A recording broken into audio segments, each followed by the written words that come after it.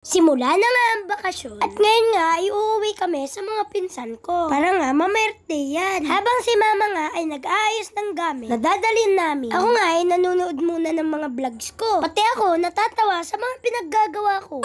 Dinala nga namin ni mama itong mga pabango ng mga tinda ko para alukin din sila. Dahil mahilig nga din silang gumamit ng pabango kahit mga allergic sila.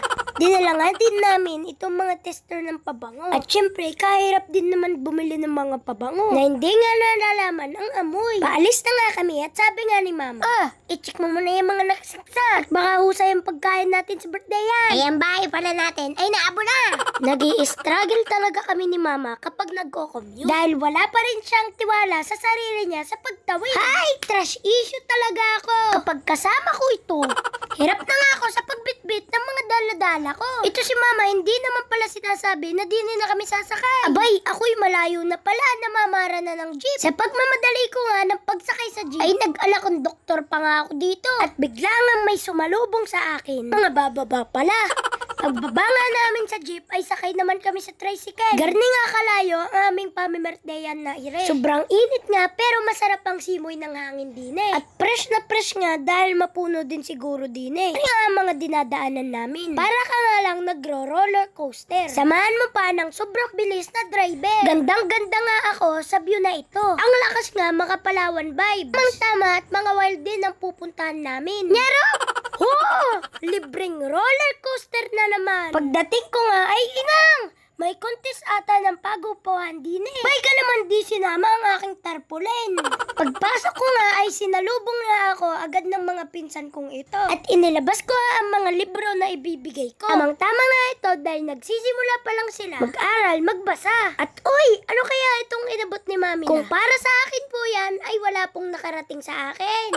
At dahil nga negosyante tayo ngayon, pumunta na nga muna ako dito sa mga pinsan ko. Para nga ipag-alukan itong mga pabango. Sabi ko nga, basta ma-spray mo to sa katawan mo. Kahit di ka na lumigo, ay amoy fresh ka dito. Ito, at napakuha nga siya ng isa. Ganun lang mga strategy ko, guys. Kita nyo naman, walang sapilitan na nangyayari dito. Ito naman nga sa lola ko. Sabi ko nga, kumuha na din siya ng isa. At ang lakas nga, makaamoy dalaga nito. Kapag ito nga, ang pabango na ginamit niya. At kahit bising-busy nga din siya, kumuha din siya ng isa. Aba, may tuto pa lang ang tinatagal ko din. Ay, nakadalawa na nga agad ako. Parang pwede na ata ako magbukas ng sarili kong negosyo. Bumalik na ako dito kina Mamila. Sabi ko nga kay Mamila, ito ang sekreto. Para nga mas lumalim pa ang pagmamahalan nila ni Daddy Lo. Aba, kahit antok na antok nga yan, dalawa nga agad ang kanyang kinuha. Guys, kinuhanan ko nga sadya ng video ito para makita nyo nga kung gaano kabenta itong mga pabango ko. Kita nyo naman nga, dalawa-dalawa ang kinukuha nila. Ito nga, kumuha pa itong tito ko. Sabi ko nga, kapag dalawang variety ang kinuha mo, mas tatagal ka pa nga sa trabaho. Dahil hanap-hanapin nga ang amoy mo. Aba, tinalikuran nga lang ako. Ito nga si mama, nakita ang mangga ng kahanggan. Na tuwing tagmangga ay lagi na siyang binantayan. Ay pasensya na ho, aray iisa laang. Ay mahirap na kapag hindi na pagbigyan. Ay baka naglilihi na. Tinawag na nga kami at after 100 years, ay nakaluto na nga din ng handa. Ari nga ang pinsan ko na magbe-birthday. Ito naman ang aking Daddy Lo na gagamitan ng pabango para mas lalo siyang maging mapagmahal kay Mamila. Nyaro!